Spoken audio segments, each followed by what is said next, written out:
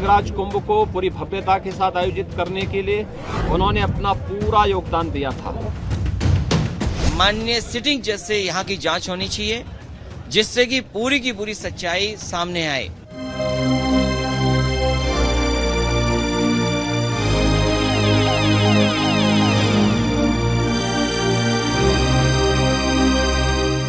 एक एक घटना का पर्दाफाश होगा, दोषी अवश्य सजा पाएगा। पूरा मामला पर्दा डाल देना चाहिए जैसे आदित्यनाथ जी कर रहे हैं। क्या आत्महत्या तो है ही नहीं, है हत्या है। प्रथम दृष्टया जो लग रहा है कि ये आत्महत्या है और उनका सुसाइड नोट भी मिला है। मीटिंग लिखी जाती थी और हस्ताक्षर करने के लिए कहा जाता था तो 15 मिनट हस्ताक्षर करने में लगाते थे वो। तो वो व्यक्ति कभी आत्महत्या नहीं कर सकता। आत्महत्या की साजिश की गई है। इस प्रकार से हत्या हो जाना या उनको अपनी हत्या करने पर विवश हो जाना, ये वास्तव में एक विचारणीय प्रश्न है। वहाँ पर मस्जिद थी जिसको 6 दिसंबर को 1992 को बीजेपी और संघ परिवार ने मिलकर मस्जिद को शहीद किया। जो लोग पहले मंदिर जाने में संकोच करते थे, अब ये भी कह रहे हैं कि नहीं, राम तो हमारे भी हैं, कृष्ण हमारे भी हैं। नमस्कार, मैं हूं पंकज झा। बड़े हनुमान मंदिर वाले महंत नरेंद्र गिरी की मौत के मामले की जांच अब सीबीआई के पास। ये हत्या है या फिर आत्महत्या, सस्पेंस अब भी बना हुआ है। जितने मुंह उतनी बातें, आए दिन नई नई थ्योरी सामने आ रही है। कभी किसी महिला का मामला सामने आ जाता है, कभी सीडी का एंगल आ जाता है, कभी ब्लैकमेलिंग का मामला आ जाता है, तो कभी प्रॉपर्टी विवाद का मामला है कि थमने का नाम ही नहीं ले रहा। वो कहावत है ना, जात न पूछो साधु की, लेकिन साधु की जात भी देखी जाती है और साथ ही उसका पॉलिटिकल कनेक्शन भी, यानी उस साधु का किस पॉलिटिकल पार्टी के नेताओं के साथ उठना बैठना होता है। और बात जब देश के किसी नामी गिरामी चेहरे की हो, जैसे अखाड़ा परिषद के अध्यक्ष रहे नरेंद्र गिरी का मामला हो, तो बात और बड़ी हो जाती है। इसीलिए नरेंद्र गिरी की मौत पर देश भर में हंगामा मचा हुआ है। और सबसे बड़ी बात तो ये कि अब एक नई बहस तेज हो गई है कि क्या इस मौत से यूपी चुनाव पर भी असर पड़ सकता है। पंकज का पंच में हमारा आज का मुद्दा यही है। अपने संत समाज की ओर से और प्रदेश सरकार की ओर से उनके प्रति विनम्र श्रद्धांजलि व्यक्त करने के लिए मैं स्वयं यहाँ पर उपस्थित हुआ हूँ। राजनीति में आने से पहले योगी साधु थे, सन्यासी थे। वे आज यूपी के मुख्यमंत्री हैं तो गोरक्षपीठ के महंत भी। सरकार चलाने के साथ साथ आज भी वे महंत के रोल में भी नजर आते हैं।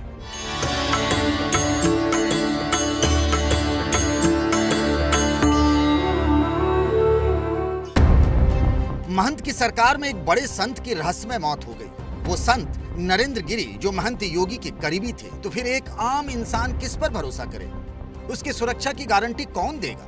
नरेंद्र गिरी की मौत के बहाने विपक्ष कुछ ऐसा ही माहौल बनाने में जुट गया। पूरा देश सच्चाई जानना चाहता है, साधु संत सच्चाई जानना चाहते हैं कि आखिरकार क्या हुआ है, किन परिस्थितियों में ऐसी घटना घटी, क्या उनके ऊपर कोई दबाव था, क्या कहीं किसी चीज को लेकर के परेशानी थी।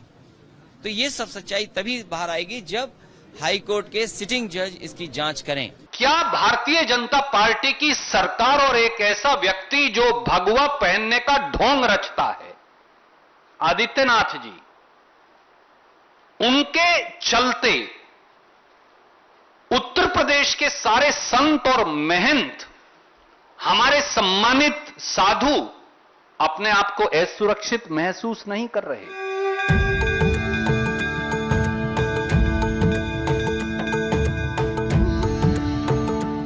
योगी, सन्यासी, महंत, नाथ संप्रदाय के मुखिया, गोरक्ष पीठाधीश्वर, आक्रामक हिंदुत्व और राष्ट्रवाद, इसके दम पर ही योगी आदित्यनाथ सत्ता में है। और सत्ता में वापसी की चाहत अखिलेश यादव और मायावती की भी है। बीजेपी को हराने के लिए दोनों हर तरह के प्रयोग कर चुके हैं। सारे फार्मूले फेल रहे। इस बार के यूपी चुनाव में समाजवादी पार्टी और बीएसपी सॉफ्ट हिंदुत्व के रास्ते पर है। मतलब ये कि लोहा ही लोहे को काट सकता है। नरेंद्र गिरी की मौत हुई तो लगा यही मौका है बीजेपी के हिंदुत्व पर चोट करने का। सुसाइड की थ्योरी तो पुलिस पहले ही दे चुकी थी। लोग जब आए तो देखे कि महाराज को जमीन पे लेटे हुए थे, फैन में रस्सी फंसी हुई थी और फैन में रस्सी लटकी हुई थी कि हो चुकी थी। तो प्रथम दृष्टया जो लग रहा है कि ये आत्महत्या है और उनका सुसाइड नोट भी मिला है भाई। 20 सितंबर को महंत नरेंद्र गिरी का निधन हुआ। यूपी पुलिस की जांच पर सवाल उठा तो अगले ही दिन योगी सरकार ने SIT जांच के आदेश दे दिए। लेकिन महंत की मौत पर विवाद थमा नहीं। विपक्ष की छोड़िए, घर वाले मतलब बीजेपी के लोगों को भी अपनी सरकार की जांच पर भरोसा नहीं रहा। मैंने तो सुसाइड नोट पर ही प्रश्न खड़ा किया कि फर्जी है और आत्महत्या नहीं, वो हत्या है। उनके बाद पास भी 1 दर्जन से ज्यादा सुरक्षाकर्मी थे, उसके बाद भी हत्या हो गई। वो सुरक्षाकर्मी कहाँ थे, क्या कर रहे थे, कैसे हत्या हो गई, क्या हो गया, उन्हें जानकारी कुछ क्यों नहीं थी? जिन जिन लोगों का नाम आया है ऐसे लोगों को कटघरे में खड़ा किया जाए और जब पुलिस के अधिकारी उनसे पूछना शुरू करेंगे।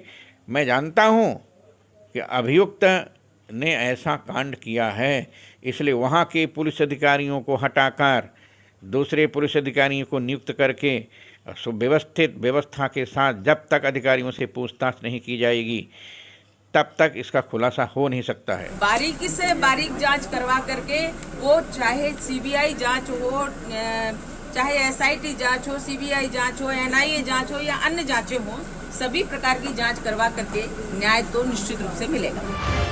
एक तरफ देश भर का संत समाज और दूसरी ओर बीजेपी के कई नेता, सब एक ही बोली में महंत नरेंद्र गिरी की मौत को सुसाइड मानने को तैयार नहीं थे।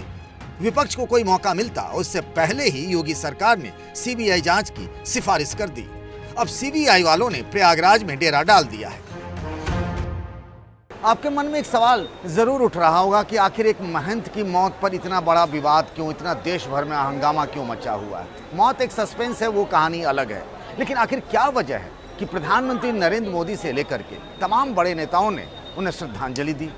यूपी के मुख्यमंत्री योगी आदित्यनाथ और पूर्व मुख्यमंत्री अखिलेश यादव तो यहाँ प्रयागराज तक भी आ गए। उसकी एक ही वजह है और वो वजह है लेटे हुए हनुमान जी का मंदिर, जहाँ भक्तों का सिलसिला फिर एक बार से शुरू हो गया है हनुमान जी का दर्शन करने के लिए। अगर वो प्रयागराज के बागंबरी मठ के सिर्फ एक महंत भर होते तो इस इलाके के लोग जानते, लेकिन चूंकि वो हनुमान मंदिर के कर्ता धर्ता थे, इस वजह से उन्हें पूरे देश ने जाना और इसी के बदौलत वो अखिल भारतीय अखाड़ा परिषद के अध्यक्ष भी बने। हर कुंभ में उनका बड़ा रोल हुआ करता था। उसकी वजह यही थी कि जो भी यहाँ किनारे में संगम में डुबकी लगाने आता था पुण्य की ना, वो हनुमान जी के आकर के दर्शन करने आता था और यहीं बैठे मिलते थे महंत नरेंद्र गिरी और लोग उनका भी आशीर्वाद लेने आते थे। चाहे वो अमित शाह हो या योगी आदित्यनाथ या फिर अखिलेश यादव, हर नेता इनके दरवाजे पर जरूर आता था और यही सबसे बड़ी राजनीतिक ताकत रही महंत नरेंद्र गिरी की। और इसी ताकत की बदौलत ही वो उस मुकाम पर खड़े हुए कि आज उनकी मौत को लेकर के इतना हंगामा मचा हुआ है। और वो वजह भी इसलिए है क्योंकि कुछ ही महीनों बाद यूपी में चुनाव भी है और इन दोनों का भी कहीं ना कहीं कनेक्शन तो है ही।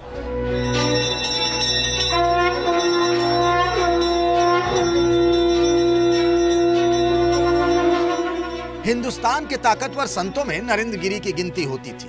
प्रधानमंत्री से लेकर कई राज्यों के मुख्यमंत्री उनके संपर्क में थे। हर राजनीतिक पार्टी में उनके आशीर्वाद की पहुंच थी। नरेंद्र गिरी के बुलावे पर ही प्रधानमंत्री मोदी कुंभ में डुबकी लगाने पहुंचे थे।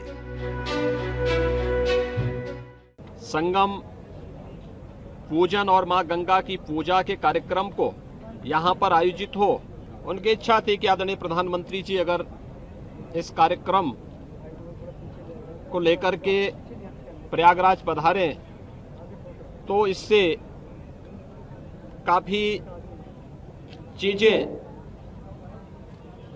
हमारे लिए और भी अच्छे ढंग से इसे प्रस्तुत करने का एक अवसर प्राप्त होगा। अयोध्या में भव्य राम मंदिर का निर्माण हो या फिर वाराणसी में काशी विश्वनाथ मंदिर का कायाकल्प या फिर मथुरा और वृंदावन को भव्य बनाने का संकल्प, यूपी में बीजेपी इन्हीं धार्मिक प्रतीकों में अगले चुनाव का विजय मंत्र ढूंढ रही है। पीएम नरेंद्र मोदी खुद इस बार अयोध्या की दिवाली में दीप जलाएंगे। कहने और सुनने में भले ही बड़ा अच्छा लगता हो कि धर्म को राजनीति से दूर रखा जाए, लेकिन सच तो यही है कि राजनीति में धर्म के सहारे ही चमत्कार होते रहे हैं। सब नेता किसी भी पार्टी के हों बार बार यही कहते हैं कि धर्म का राजनीति से कोई लेना देना नहीं है, लेकिन जैसे ही चुनाव नज़दीक आता है सब धर्म के आधार पर ही वोटों का हिसाब किताब करने में जुट जाते हैं।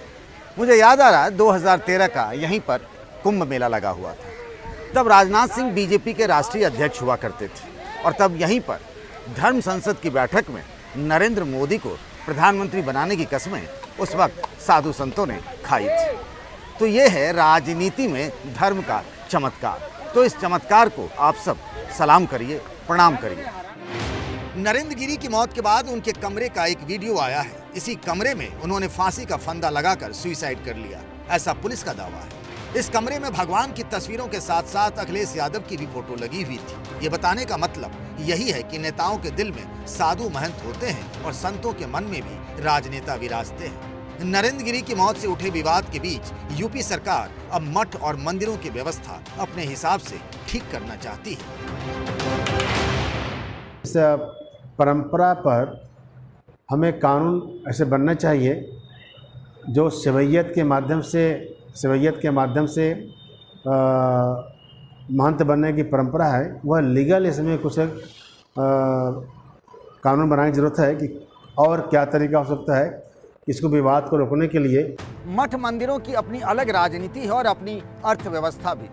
गोरक्ष पीठाधीश्वर होने के नाते यूपी के मुख्यमंत्री योगी आदित्यनाथ इस ताकत को बखूबी जानते हैं और समझते हैं। वे आज सत्ता के जिस शिखर पर हैं उसके पीछे उनका धार्मिक महत्व और उनकी धार्मिक ताकत भी है। वो नाथ संप्रदाय के मुखिया माने जाते हैं जिसके समर्थक देश भर में फैले हुए हैं। इसीलिए बीजेपी उन्हें जगह जगह चुनाव प्रचार करने के लिए भी भेजती है जहां नाथ संप्रदाय के समर्थक हैं और जो जीत और हार तय कर सकते हैं। जब एक देश के नामी गिरामी महंत की मौत हो जाती है तो योगी आदित्यनाथ इस पचड़े में अपनी सरकार को नहीं डालना चाहते। वे तो खुलेआम आजकल अखिलेश यादव से लेकर प्रियंका गांधी तक को इच्छाधारी हिंदू कह रहे हैं। ऐसे में वो नहीं चाहते कि उनके हिंदुत्व की धार पर कोई इस बहाने आक्रमण करे, हमला करे और उनकी धार कमजोर हो। इसीलिए उन्होंने बिना देरी किए इस पूरे मामले को सीबीआई के पास सौंप दिया। लेकिन अगर इस जांच में ऐसा निकलता है कि महंत नरेंद्र गिरी की हत्या हुई तो फिर बात कुछ और भी हो सकती है। और जानते हैं कि चुनाव करीब है तो विपक्ष भी इसी बहाने उनको घेरने की कोशिश भी करेगा। पंकज का पंच में आज के लिए बस इतना ही। अगले हफ्ते फिर इसी समय आप सबसे मुलाकात होगी। तब तक के लिए नमस्कार।